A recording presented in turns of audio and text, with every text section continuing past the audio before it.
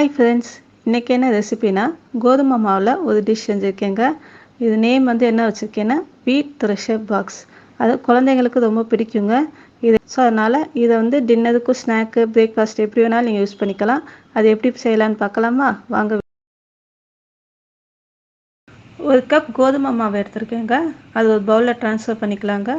Transfer பண்ணிவிட்டு உப்பு கொஞ்சம் சேர்த்துக்கலாங்க. சேர்த்துட்டு கொஞ்சம் கொஞ்சமாக தண்ணி விட்டு சப்பாத்தி மாவுக்கு பிசைகிற மாதிரி பிசைஞ்சு வச்சுக்கோங்க.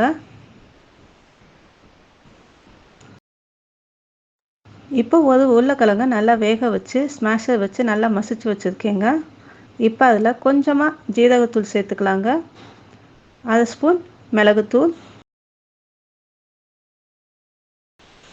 உப்பு தேவையான அளவு சேர்த்து நல்லா பிசைஞ்சு வச்சுக்கலாங்க. இப்போ கோதுமை மாவில் பாதி எடுத்துங்க, நல்லா தேய்ச்சிக்கலாங்க. சப்பாத்திக்கு தேய்ப்போம்லே அதே மாதிரி நல்லா தேய்ச்சி எடுத்துக்கலாங்க. தேய்ச்சிட்டு இங்கே பாருங்கள், ஒரு சின்ன கப் எடுத்திருக்கேன். அதை வச்சு நல்லா ரவுண்டாக கட் பண்ணிக்கிறாங்க. ஒரே சைஸாக வரணுங்கிறதுனால நான் கட் பண்ணி எடுத்துக்கிறேன். இங்கே பாருங்கள், நல்லா கட் பண்ணி எடுத்தாச்சு. இப்போ கட் பண்ணலைங்க, கொஞ்சமாக உருளைக்கிழங்கு மசிச்சு வச்சுருந்தாலே அதை சேர்த்து நல்லா மடிச்சுக்கலாங்க. இங்கே பாருங்கள், இந்த மாதிரி தான் நான் மடிச்சுக்கிறேன் டிசைனாக.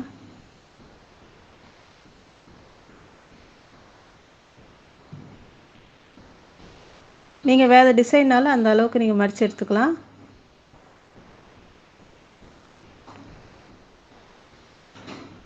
பாருங்கள், ஒரு பாக்ஸ் மாதிரி ரெடி பண்ணிட்டேன். இதே மாதிரி எல்லாம் செஞ்சிடலாங்க. பாருங்கள், எல்லாம் இதே மாதிரி செஞ்சு ரெடி பண்ணி வச்சுட்டேன். ஒரு பாத்திரத்துலங்க நல்லா தண்ணியை கொதிக்க வச்சுட்டுங்க. அதில் கொஞ்சம் எண்ணெய் சேர்த்துக்கலாங்க. எண்ணெய் சேர்த்து இப்போ நம்ம செஞ்சு வச்சுருக்கல அதில் சேர்த்துடலாங்க. ஏன்னா எண்ணெய் சேர்த்தா தான் ஒன்றோடு ஒட்டாமல் வரும். அதே மாதிரி நல்லா கொதிக்கும் போது சேருங்க, அப்போ தான் நல்லா வேகும் சீக்கிரம். இப்போ பாருங்க, நல்லா வெந்துடுச்சு. இப்போ எடுத்து வச்சிடலாங்க.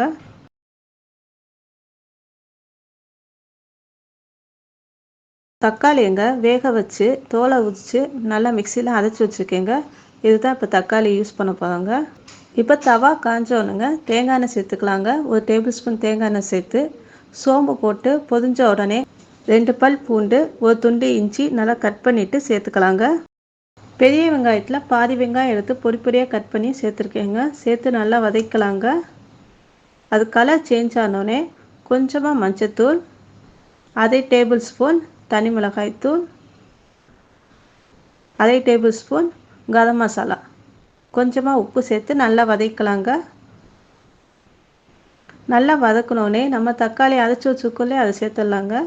தக்காளி சேர்த்து நல்லா வதங்கினோனுங்க நம்ம 1/2 ஸ்பூன் சர்க்கரை சேர்த்துக்கலாங்க. ஏன்னா சர்க்கரை சேர்க்கும் போது புளிப்பு, காரம், இனிப்போட கொஞ்சம் நல்லாவே இருக்குங்க டேஸ்ட்டு. இப்போ நம்ம வேக வச்சதை சேர்த்துடலாங்க. சேர்த்து நல்லா மிக்ஸ் பண்ணிக்கோங்க.